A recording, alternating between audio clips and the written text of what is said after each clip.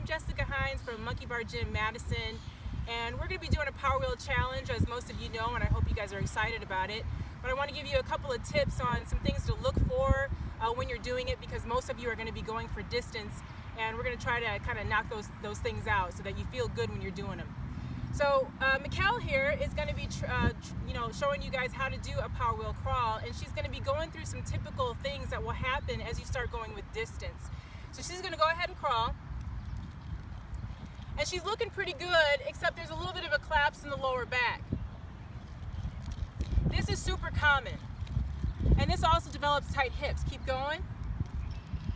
And what happens when we start to get into a position where we keep going and going is she's either going to collapse the lower back like she is now, or she's going to pike the butt up really high. Regardless, thank you very much, Matt. Regardless, you're going to have pain in the lower back, or the hips are going to become really tight, especially if you're piking up and crawling. So what we want you to do is, after you get done with your sets, you're going to do something called supine bridge. Super easy, and a lot of you probably already know this position. But this will actually open up the hips for you. So Mikkel is going to lay on her back. And after you get done with your set, you want to do this every single time. She's going to lay on her back with her heels about 6 inches away from her butt. If you have a yoga block, please use it. It's great. You want to keep the feet and the thighs equally apart. She's going to go ahead and lift her hips into supine bridge.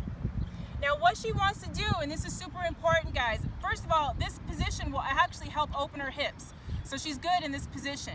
If she really pushes her heels firmly into the ground, it activates the back side of the body, which will actually release the hip. So it's a great position.